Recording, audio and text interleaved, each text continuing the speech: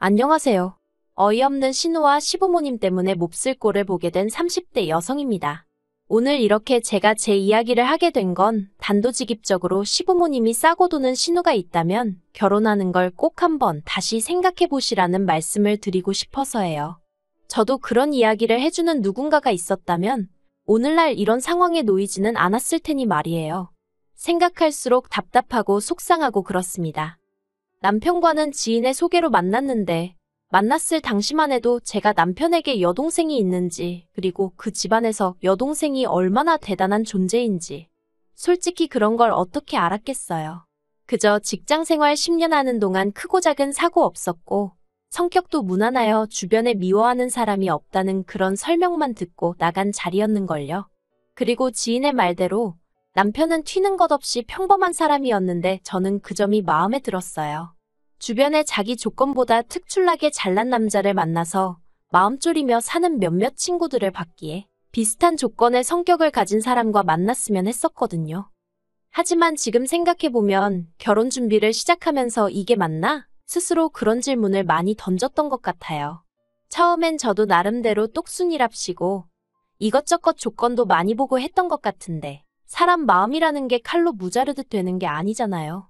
그래서 알고 보니 사귈 때 남편이 했던 말과는 달리 시부모님이 노후 준비도 제대로 안 되어 있는 것 같고 남편 월급도 저에게 말했던 것보다 적었지만 그럴 만한 사정이 있었겠지 생각하고 그냥 넘어갔어요. 남편하고 결혼해서 그때부터 제가 경제권 잡고 야무지게 살면 된다는 생각도 있었고요. 말이 나왔으니 말이지만 저와 남편에 대해서 조금 더 설명을 해볼게요. 일단 저에 대해 먼저 말하자면 이 넓고 넓은 세상에 저보다 잘난 사람이 한둘이겠냐 싶지만은 그래도 저는 제 조건에 만족하는 편입니다. 친정부모님은 작은 식당을 하셨는데 규모 대비 장사가 잘 되어서 오래전부터 사람들이 아름아름 물어 찾아올 만큼 인기가 좋았고요. 그래서 두 분 돌아가실 때까지 먹고 쓰실 노후 자금은 다 준비되어 있는 걸로 알아요. 뿐만 아니라 하나뿐인 딸이 돈 걱정에 젊은 날 못 누리며 사는 건 싫다며 제 앞으로 진작에 30평대 아파트도 한 채 사주셨거든요. 그런데 그때가 10여 년 전이라서 이후로 집값이 많이 올랐어요. 동네가 강남은 아니지만 그래도 몇 억 가까이 올라서 부모님께 감사드릴 뿐입니다. 또래 친구들에 비해 금전적인 부분에 있어 심리적으로 여유가 있으니까요. 그리고 저는 현재 대기업 마케팅 부서에서 근무하고 있습니다. 반면에 남편의 경우 10년이나 직장 생활을 했다고 했으니 솔직히 저도 저 나름대로 기대치라고 해야 할지 아무튼 예상 범위가 있었거든요. 하지만 이게 웬걸요. 남편은 제 월급의 절반이 조금 넘는 수준이었습니다.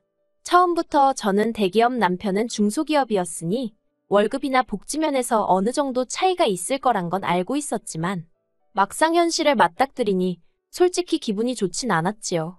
하지만 남편이 덧붙이기를 자기가 다니는 기업은 공기업과 비슷한 성질의 회사라서 직원이 자기 발로 나가지 않는 한 회사가 자르는 일은 거의 없다는 거예요. 자기도 이제껏 내내 다니면서 잘리는 사람 딱 2번 봤다나요.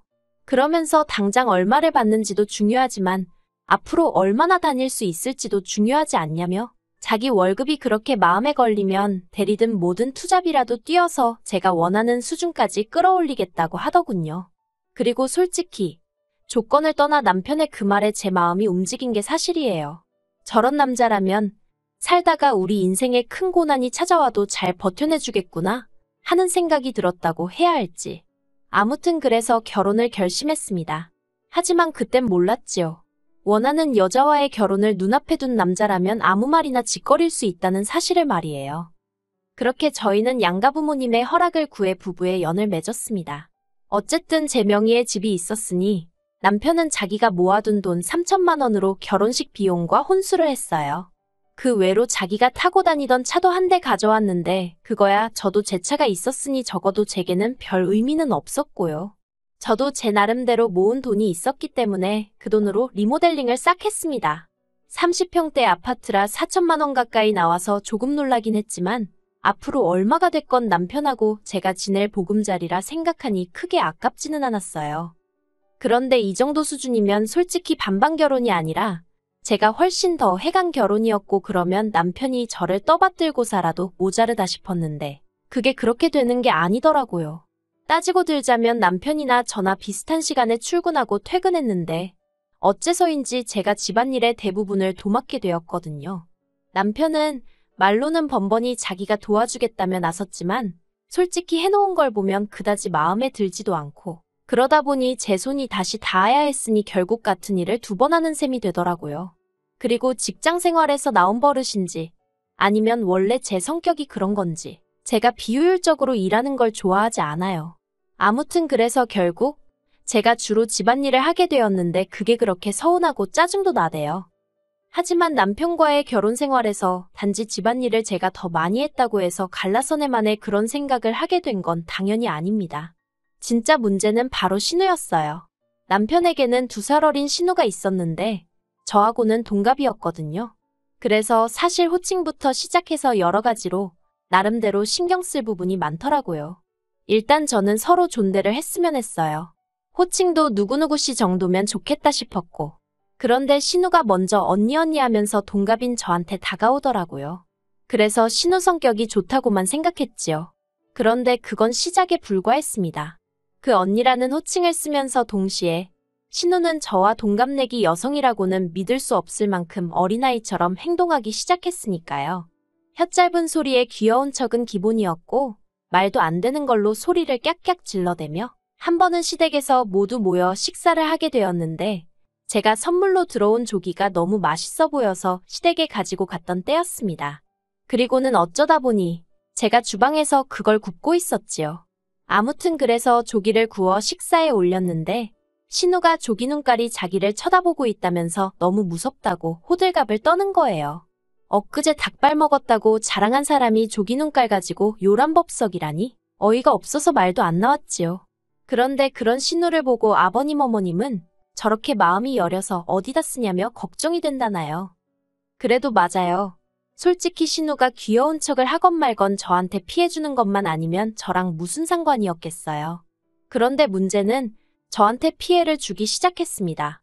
신우는 2년제 대학을 졸업한 이후 쇼핑몰을 한다고 했다가 직장을 다니겠다고 했다가 그나마 착실한 게 자랑인 저희 남편과 달리 어째서인지 어디 한 곳에서 자리를 잡지 못하고 미친 엑스 널뛰기 하듯 진로를 바꿔댔습니다.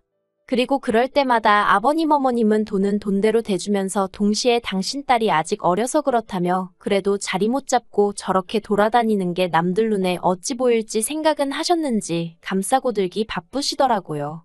그리고 뭐 아버님 어머님이 하나뿐인 딸을 이렇게 키우시든 저렇게 키우시든 솔직히 제 알 바는 아니라고 생각했어요. 제가 원래 남일에 크게 관심을 두고 이러쿵저러쿵 말을 하는 성격도 아니고요. 그런데 얼마 전 생각지도 못한 이야기를 들었습니다. 신우가 서울에서 직장을 다니게 되었다는 거예요. 솔직히 그 이야기를 들었을 땐 뭐지? 싶더라고요. 그도 그럴 것이 시댁은 대전으로 매일같이 서울로 출퇴근을 한다면 하는 사람도 있겠지만 솔직히 제 입장에선 불가능이라고 생각했으니까요. 특히나 변덕이 죽 끓듯 하고 툭하면 자기 힘든 애 어쩌네 앓는 소리를 입에 달고 다니는 신우가 말도 안 된다 싶었지요. 그리고 남편도 저랑 비슷한 생각이었는지 저더러 신우가 얼마나 버틸지 내기하자는 소리까지 하더라니까요. 물론 내기는 안 했습니다. 둘 다 한 달 이상을 안 봤거든요. 그리고 아니나 다를까 정말 열흘이나 되었을까요? 신우가 힘들다 어떻다에 대며 징징거리기 시작했습니다. 그런데 그 징징거리는 대상이 아버님 어머님도 아닌 제 남편이었어요. 걸핏하면 남편에게 지금 기차 시간이 어떻네. 오늘은 매진이라 입석으로 서서 갔네. 자기는 퇴근하고 친구들하고 맥주 한잔 할 여유도 없네. 솔직히 어떻게 그걸 예상을 못한 건지 그런 하소연을 옆에서 듣고 있으면 한심하기 짝이 없었네요. 하지만 저한테 하소연을 한 것도 아니니 속으로 혀만 차고 한심하다 생각했을 뿐이에요. 그리고 신우가 서울로 직장을 다닌 지 정확히 3주하고 이틀이 되었던 주말이었습니다. 아버님 어머님이 저희에게 기니할 이야기가 있다 하시면서 시댁에 한번 내려오라고 하시더라고요. 그리고 보통 그런 식으로 말씀을 하시면 좋은 이야기는 아니라서 저도 제 나름대로 주제가 뭔지는 몰랐지만 마음의 준비는 하고 갔어요. 주변 언니들이 시부모님이라고 무서워하지 말고 싫은 건 싫다 좋은 건 좋다 항상 확실히 말을 하라고 안 그러면 너만 바보 된다고 다들 자기들 경험담인지 해준 조언이 많았거든요. 그리고 아니나 다를까 제 예상은 빗나가지 않았습니다. 저와 남편을 앉혀두고 아버님 어머님께서는 신우 이야기를 꺼내셨어요. 시작은 저번에 저희 집에 와서 보니까 그 큰 집에 저랑 남편 둘이 살려니 얼마나 적적하냐면서. 근데 솔직히 30평대 아파트가 크면 얼마나 크다고 적적하고 그럴 정도는 아니거든요. 그리고 조만간 강아지든 고양이든 뭐라도 하나 키워볼까 그런 생각도 안 한 게 아니고 혹시 아이가 생길 수도 있으니까요. 하지만 그런 이야기를 구구절절 할 것도 아니고 그래서 그냥 살며시 웃으며 괜찮아요 했습니다. 그런데 아버님이 아니래요. 집은 사람이 좀 북적거려야 사람 사는 맛이 난다나요. 그리고는 꺼내신 본론은 그래서 말인데 신우 좀 데리고 있으랍니다. 저도 사람인데 솔직히 집 어쩌고 말씀하실 때부터 설마 신우 이야기를 하시려는 건 아니겠지 그런 생각을 안 한 건 아니었거든요. 그런데도 깜짝 놀랐습니다. 제가 신우를 데리고 있으라는 게 무슨 말씀이시냐 물으니 말 그대로라고 지금 신우가 서울에서 직장 생활하지 않냐면서 보고 있으면 너무 딱하대요. 작고 몸도 여리여리한 지지배가 매일같이 버스 타고 기차 타고 그러는 걸 듣고 있으면 부모로서 해줄 수 있는 게 없어서 가슴이 찢어지신다나요. 그러면서 그래도 다행히 오빠가 능력이 좋아 서울에 집도 있으니 얼마나 좋냐입니다. 황당해서 남편이 저 같은 여자를 만난 게 능력이라면 능력이겠지만 서울에 집이 있는 그건 오롯이 제 집이고 저희 부모님의 능력인데 그런 식으로 뭉뚱그려 버리시니 어이가 없었지요. 남편이 말없이 제 눈치만 살피길래 안 되겠다 싶어서 아버님께 합가는 안 된다고 말씀드렸습니다. 신우와의 합가는 생각해 본 적도 없고 생각해 본들 제 마음이 바뀔 리 없다고요. 그러자 아버님이 그럼 네 신우는 어떡하냐? 물어보시길래 그걸 왜 저한테 물으시냐고 대꾸했어요. 아버님이 저더러 절 다시 봤답니다. 그런 식으로 나올 줄 몰랐다나요. 그래서 저도 아버님이 며느리 입장에서 거절하기가 얼마나 어려울지 아셨을 텐데 그런데 그런 말씀을 꺼내시다니. 저도 아버님이 달리 보입니다. 그랬지요. 그러자 남편이 저더러 어디 어른이 말씀하시는데 따박따박 말대꾸냐면서 아버님더러 걱정 말고 지연이 짐 싸서 저희 집으로 가라고 하세요 그러는 겁니다.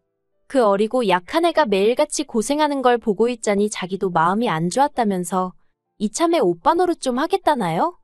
집주인을 앞에 두고 제 집을 가지고 구워 먹을까 삶아 먹을까 이야기를 하는 꼴이라니.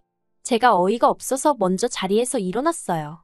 그리고는 아버님 어머님 남편을 향해 다들 떡 줄 사람은 생각도 않는데 김칫국 마시느라 바쁘네요.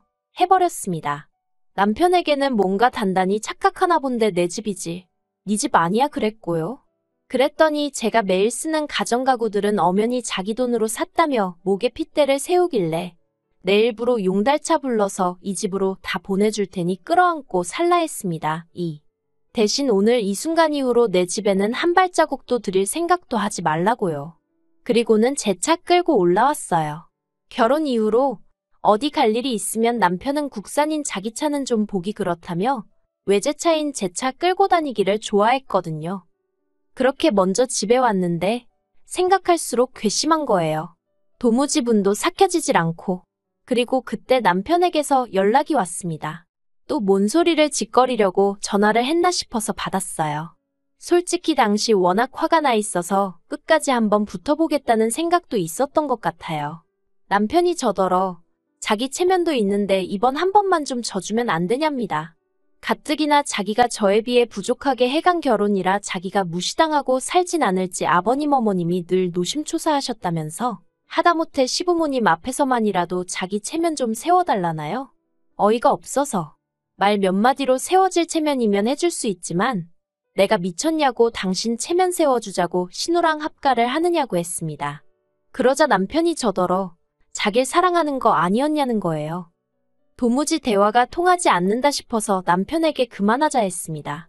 왜 내 집 가지고 당신이 체면을 챙기려 드는지도 모르겠고 그렇게 며느리 눈치가 보이면서 그 와중에 신우 데리고 살라는 시부모님은 도대체 뭐냐고. 솔직히 당신도 그렇고 시부모님도 그렇고 내가 마음 약한 걸 알고는 살살 구슬려서 입맛대로 부리려는 심상 같은데 꿈깨라 했지요. 그리고는 남편더러 그렇게 신우가 출퇴근하는 게 안쓰러우면 당신도 시댁 들어가 살면서 같이 출퇴근해주면 되겠네 했습니다. 내 일부러 당신 짐이랑 그 잘난 당신 돈으로 산 가정가구 전부 다 시댁으로 보탤 테니 더는 연락하지 말라고 한마디 더 쏘아붙이고 그렇게 끝내자 했습니다. 솔직히 저는 결혼하자마자 혼인신고부터 하고 싶었는데 남편이 자기가 10년째 붓고 있던 청약통장이 있다면서 저랑 혼인신고하면 그게 무용지물이 된다고 몇 번이고 혼인신고하자는 저를 어르고 달래서 미루고 있었거든요. 그런데 그 순간만큼은 정말 다행이다 싶대요. 어차피 사람들 머릿속에는 제가 이혼녀로 남겠지만 그래도 이 거지 같은 인간하고 얽힌 흔적을 하나라도 줄일 수 있으니 다행이다 싶었지요. 아무튼 이튿날 남편과 약속한 대로 용달차 불러서 죄다 실어보냈습니다. 그나마도 제 취향에 맞게 산 건 몇 개 없고 남편 예산에 맞추느라 샀던 거라 짐 싸면서 다시 한번 보는데 내가 딱 이 정도 수준하고 살았구나 싶어서 허탈했다고 해야 할까요? 웃음이 다 나더라니까요. 그리고 남편은 물론이고 아버님 어머님 다 제가 진짜로 그렇게 짐을 보낼 줄은 몰랐던 모양입니다. 전화가 와서는 저희 집으로 다시 돌려보낼 거라며 악을 쓰길래 그때는 중고시장에 팔아버리던지 폐가전 가구 모으는 업체 불러다 처리해버릴 거라고 했어요. 그랬더니 그러기는 또 아까운지 되돌려보내지는 않대요. 하지만 남편 하소연을 들어보니 시댁에 드릴 곳이 없어서 베란다에 꺼내놓고 아파트 복도에도 꺼내놓고 제가 시댁 구조를 알다 보니 그림이 너무 생생히 그려져서 웃겨 죽겠더라니까요. 그리고 남편은 이제서야 자기가 생각이 짧았다면서 앞으로는 저에게 고맙고 감사하는 마음으로 지내겠다며 한 번만 용서를 해달라대요. 신우 일은 자기가 경솔했다면서. 그런데 솔직히 저는 신우가 가장 문제라고 봐요. 듣자 하니 신우가 아버님하고 남편을 번갈아가며 어지간히 졸랐던 것 같거든요. 자기도 서울에 있고 싶다. 왜 나는 서울에 집이 없냐 하는 말 같지도 않은 소리를 하면서요. 그러니까 두 남자가 머리를 맞대고 나름대로 생각해낸 게 저희 집에서 같이 사는 거였던 거지요. 아무튼 뭐 다 지나간 일인데 곱씹으면 저만 기분 안 좋지 뭐. 이제 달라질 게 없어요. 남편을 비롯해 시부모님이고 신우고 다시는 상종하지 않을 거니까요. 그리고 신우는 회사를 관뒀더군요. 합가가 완전히 무산돼 버리니까 하루도 더는 못 다니겠다며 관뒀대요. 하지만 신우가 회사를 관둔 것보다 더 충격적인 건 남편의 소식입니다. 10년 동안 남편이 착실히 다녀온 직장이 부도위기라고 뉴스에 나왔거든요.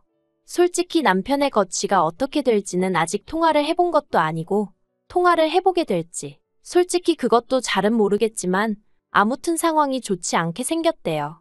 남편이 속한 부서는 AI가 쏟아져 나오는 지금의 트렌드와도 맞지 않아서 평소에도 꽤나 불안해하는 눈치였거든요. 아무튼 남편은 저를 놓친 걸 후회하게 될 거예요. 물론 저는 아무런 후회도 없지만요.